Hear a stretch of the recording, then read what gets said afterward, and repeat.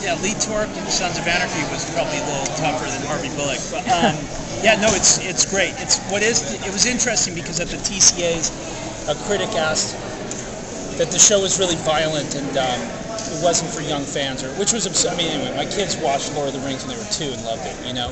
But I was like, violent compared to what, Vikings and Sons of Anarchy? Like, come on. But it's been fantastic. Right now we're right in the middle of production, so it's fun. It's hard actually to kind of get yanked from that because we're finding these rhythms and strides. So it's a blast, and every episode so far is really, really strong. We always felt the pilot was strong. And what's interesting is usually, even if you watch a pilot for The Sopranos or something, it takes a while to find a rhythm for a show. But I think we found one pretty quickly, and so we're having fun with it. It's exciting to share it because all of those kind of what if, how can you questions will be answered once people, even tonight when more people see the pilot. What's the feeling of being part of the legacy?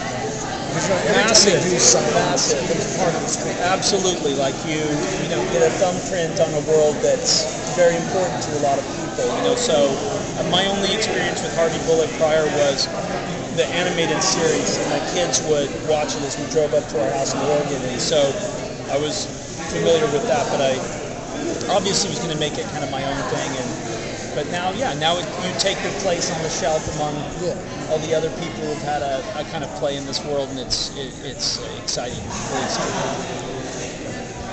For a show that for a show that you can't really say much about without giving much away, because you want audiences to really be excited about it and surprised.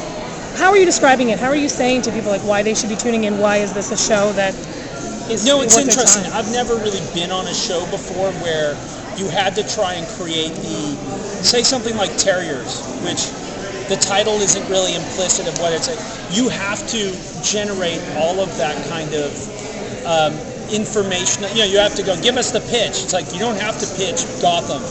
It's in the nomenclature, and to me, I was always drawn by it, not because I'm necessarily into fantasy, the superhero aspect of it. I always liked it because it was kind of Raymond Chandler-esque and James Ellroy. I always liked the noirish part of the American, kind of like the id of the American urban belly type thing, and the underbelly of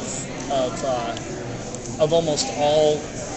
It's kind of like Gotham became this descriptive term for just almost the seedier side of any big metropolitan center. So that's what really drew me to it, and that's what we're kind of playing up. It feels like Chinatown.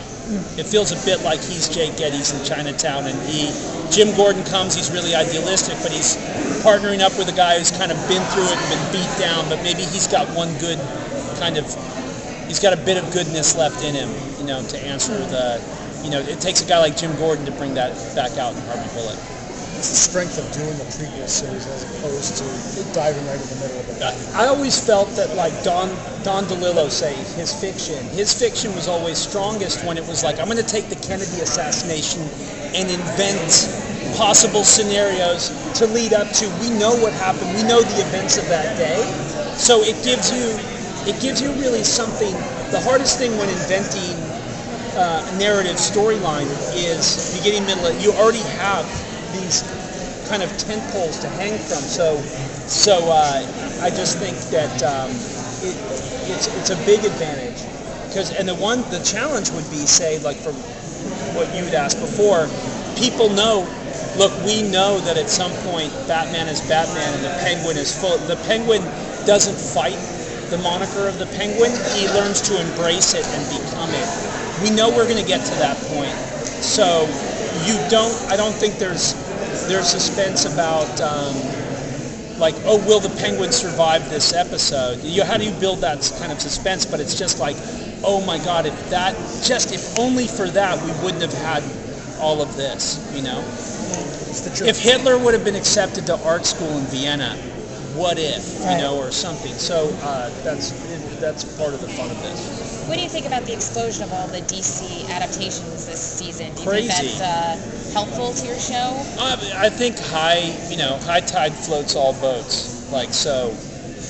Just like anything in life, there's no yeah, it's absolutely. I mean, I think